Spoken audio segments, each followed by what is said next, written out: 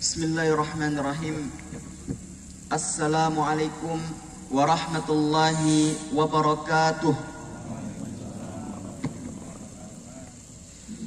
Allahu Akbar, Allahu Akbar, Allahu Akbar, Allahu Akbar, Allahu Akbar, Allahu Akbar, Allahu Akbar. Allahu Akbar kabira, walhamdulillahi katsira, wa subhanallahi bukratan wa asila. La ilaha illallah wahdah, sadaqa wa'dah, wa nasara abdah, wa a'azza jundahu, wa hazamal ahzaba wahdah. Alhamdulillahi nahmaduhu wa nasta'inuhu wa nastaghfiruh. Wa na'udzu billahi min syururi anfusina wa min sayyiati a'malina. Man yahdihillahu fala mudilla lahu wa man yudlil fala hadiyalah. Asyhadu an la ilaha illallah wahdahu la syarika lah wa asyhadu anna Muhammadan abdullahi wa rasuluh la nabiyya wa la rasula ba'dah. Faqad qala Allah ta'ala fi kitabihil karim, A'udzu billahi minasyaitonir rajim. Bismillahirrahmanirrahim. Ya ayyuhalladzina amanu taqullaha wa qulu qawlan sadida yuslih lakum a'malakum wa yaghfir lakum dhunubakum wa man yuti'illaha wa rasulahu faqad faza fawzan 'azima. Wa qala ta'ala fi ayatin ukhra, Inna Allah wa malaikatahu yusalluna 'alan nabi ya ayyuhalladzina amanu sallu 'alaihi wa sallimu taslima. Wa qala fi ayatin ukhra, Rabbi shrah li sadri wa yassir li amri wahlul 'uqdatam min lisani yafqahu qawli. Sadaqallahul azim. Amma ba'du. Ma'asyiral muslimin, jamaah salat Idul Adha, rahimani wa rahimakumullah wa hafizakumullahu ta'ala. Alhamdulillah, dengan taufik Allah yang telah diberikan kepada kita semua, pada pagi hari ini kita berserta jutaan bahkan miliaran umat Islam di dunia, kita menggunakan takbir, tahlil dan juga tahmid kepada Allah Subhanahu wa ta'ala, yang mana takbir tersebut mengingatkan kita kepada sejarah Rasulullah sallallahu alaihi wasallam, di mana dulu ketika sejarah mencatat di antara cobaan yang menguji coba Rasulullah dan juga para sahabatnya, ada sebuah peperangan yang namanya perang Khandaq, yang peperangan tersebut juga dikenal dalam sejarah dengan perang namanya perang Ahzab,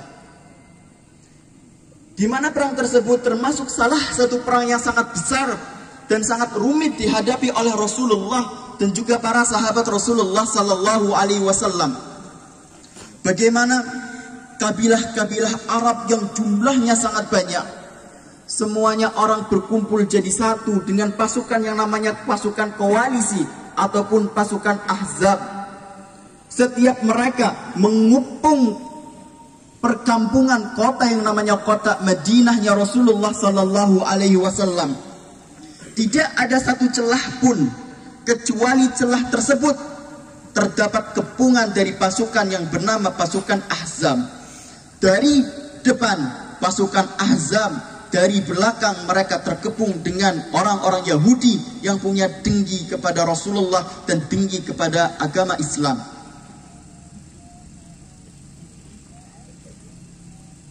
Ketakutan sangat besar menggelayuti hati umat Islam ketika itu. Sampai-sampai ketakutan tersebut dikisahkan oleh Allah Subhanahu wa ta'ala dalam firman-Nya. Ketika Allah berfirman, "Idz ja'ukum min fawqikum wa min asfala minkum wa idz zaghatil absar wa balagatil qulubul hanajir wa tadhunnuna billahi dhununa." Ayat ini mengkisahkan bagaimana ketika pasukan-pasukan tersebut datang berbondong-bondong menuju kota Rasulullah sallallahu alaihi wasallam, mengepung dengan mengusung pedangnya mereka masing-masing, siap menyerang dengan kuda dan ontanya mereka masing-masing. Semuanya menyimpan dendam kepada Rasulullah, menyimpan dendam kepada sahabat Rasulullah, ingin mematikan agama Islam, dan itu adalah agama kita semua. Jumlah mereka begitu banyak, sampai saking banyaknya wabalaghatil qulubul hanajir, rasa takut yang dirasakan oleh para sahabat Rasulullah sampai ke relung dada mereka, seakan-akan mencekik leher mereka. Bahkan orang-orang munafik yang memang segelintir ada di tengah-tengah umat Islam ketika itu, orang-orang munafik yang ketika itu jumlahnya memang tidak banyak, tapi bisa menghembuskan ketakutan, seakan-akan rasa takut itu jauh lebih besar daripada jumlah pasukan Ahzab ketika itu, sampai mereka mengatakan watadzunnuna billahi dzununa, dan mereka punya persangkaan yang buruk kepada Allah Subhanahu wa taala. Seakan-akan mereka mempertanyakan, dulu Muhammad menjanjikan kemenangan, mana kemenangan tersebut? Dulu Nabi Muhammad menjanjikan kebesaran, mana kebesaran tersebut? Ketika umat Islam dalam keadaan luar biasa takutnya, luar biasa terhempitnya dan sempitnya ketika itu, bahkan sampai ada riwayat mengatakan orang-orang munafik mendengungkan, wahai Muhammad, bagaimana kita bisa menangkan agama Anda sementara kami sendiri sekarang, dan ini diucapkan oleh orang-orang munafik, bahkan kami sendiri sekarang tidak berani untuk buang air besar di tempat yang sepi karena rasa takut yang sangat luar biasa. Sampai mereka mengatakan, inna buyutana aurah, wahai Muhammad, sesungguhnya rumah-rumah kita terbuka. Kami takut bila mereka menyerang rumah kami. Kami takut bila mereka mencelakai anak-anak dan juga istri-istri kami. Sehingga sejarah mencatat orang-orang munafik tersebut pulang menuju rumahnya masing-masing.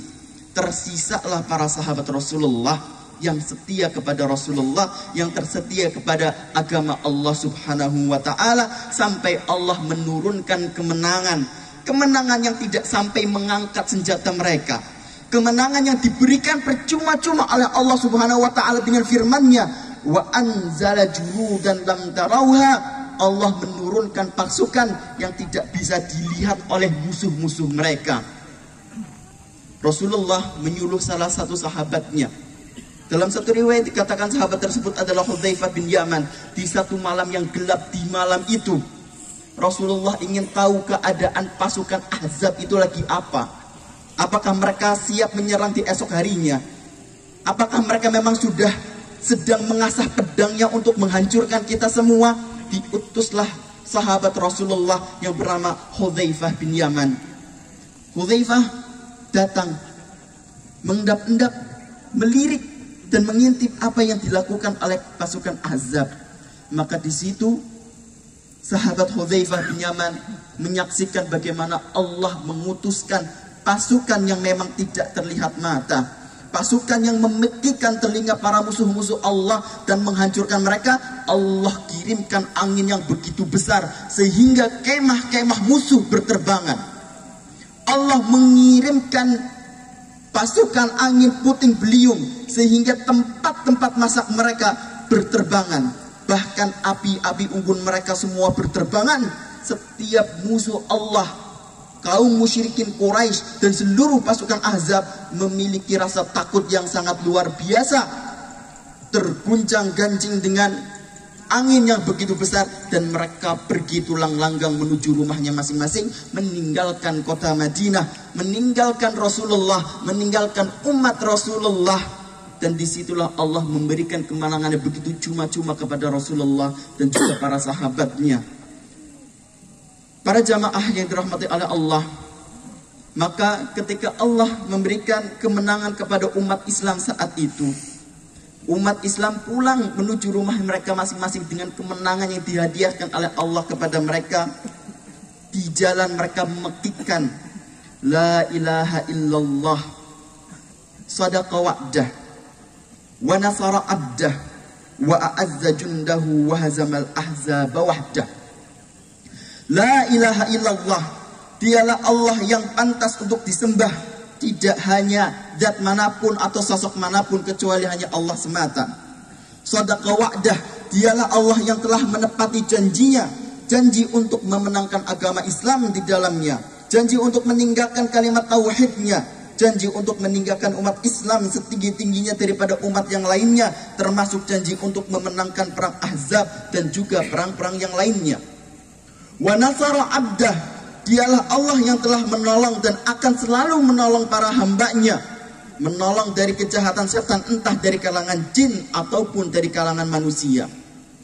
Dan terakhir yang dipekikan oleh para sahabat Rasulullah adalah wa a'azza jundahu wa hazamal ahzaba wahdah, dialah Allah yang selalu menguatkan kita umat Islam, dialah zat Allah yang telah menghancurkan pasukan Ahzab dengan sendirinya, dialah Allah yang akan membinasakan pasukan manapun yang dipimpin oleh siapapun yang berani menentang Allah subhanahu wa ta'ala.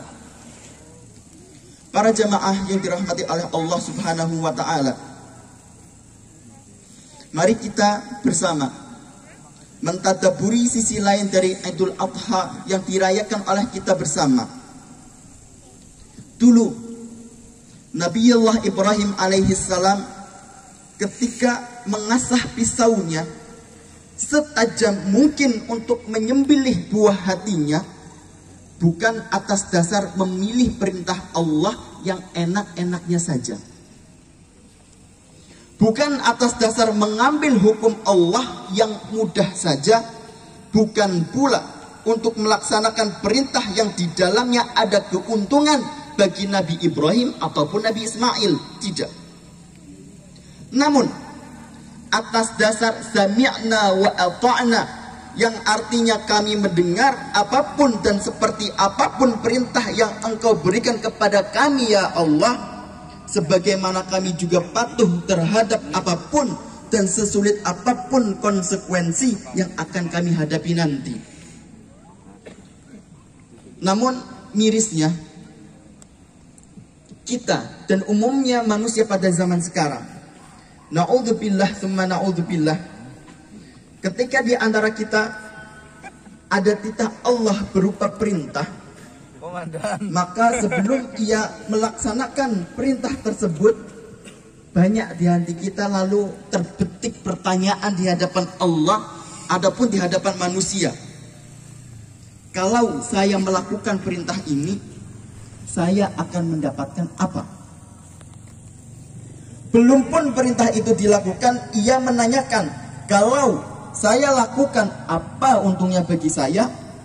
Apa imbalan bagi saya? Berapa komisinya? Dan pertanyaan-pertanyaan lain biasa muncul dan menjadi godaan di dalam hati kita masing-masing. Ternyata hal serupa juga terjadi ketika titah berupa larangan turun dari Allah subhanahu wa ta'ala. Pertanyaan serupa pun muncul.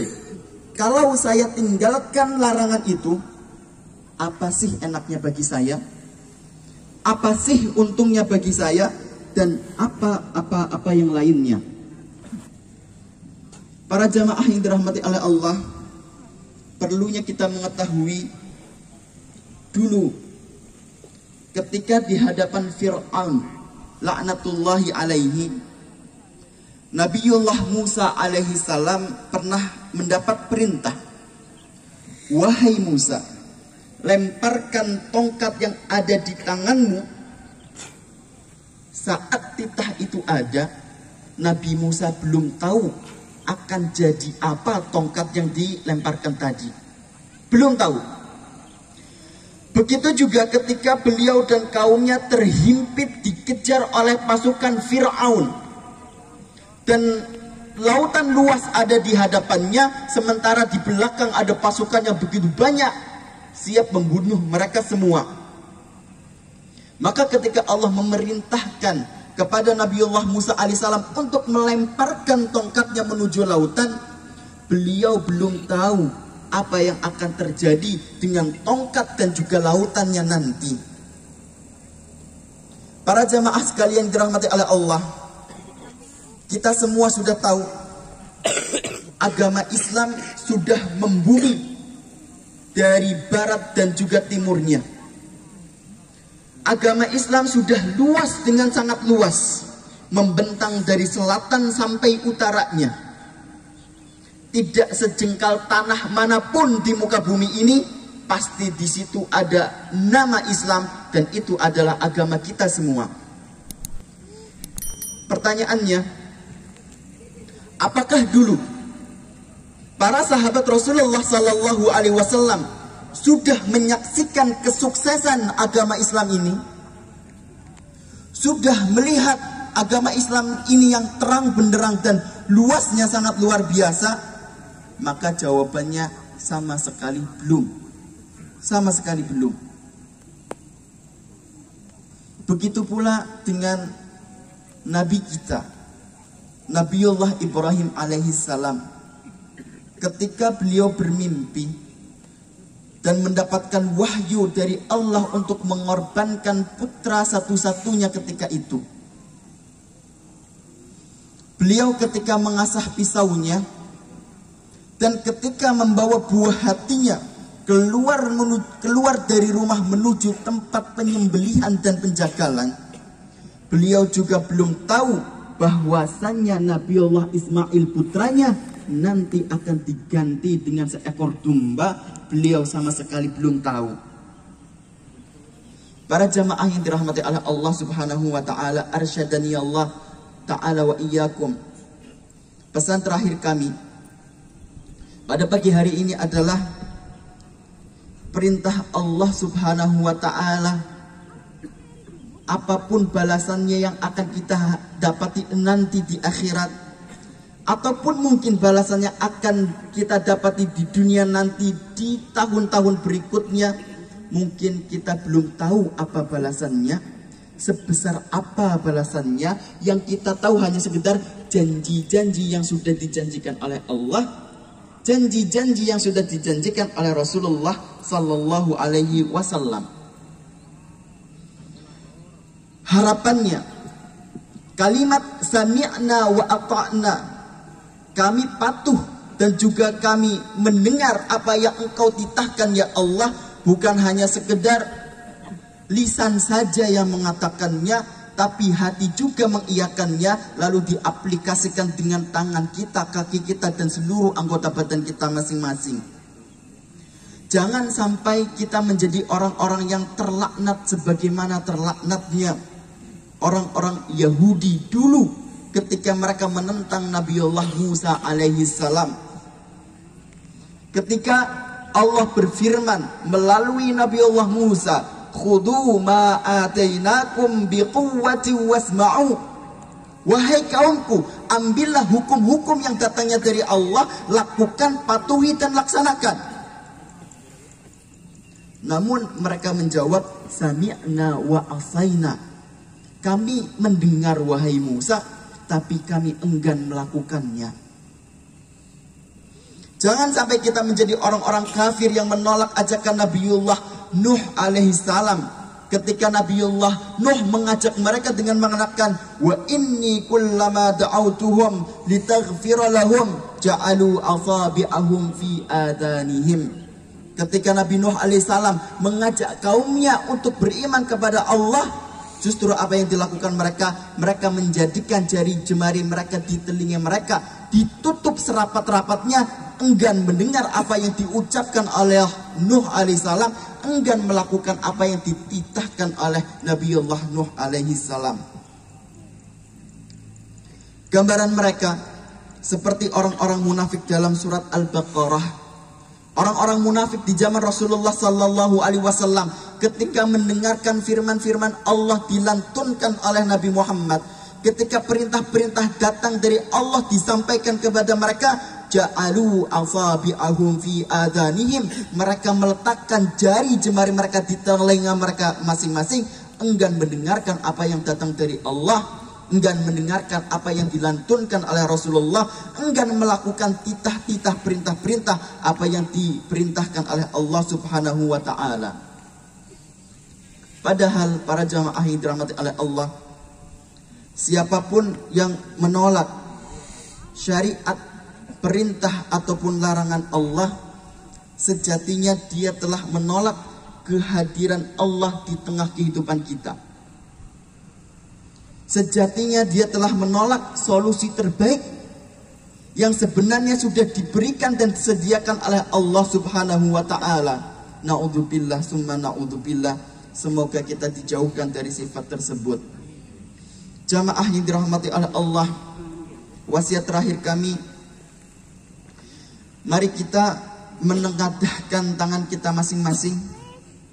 Kita tunduk di hadapan Allah, menunjukkan bahwa kita akan dan selalu menghamba, meminta hanya kepada Allah semata.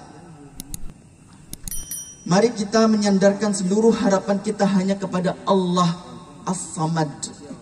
Seperti yang kita lantunkan dalam surat Al-Ikhlas, Allahus Samad. Satunya sandaran yang sangat kuat yang pantas kita sandarkan. Zat yang paling kuat untuk menjadi sandaran seluruh umat manusia.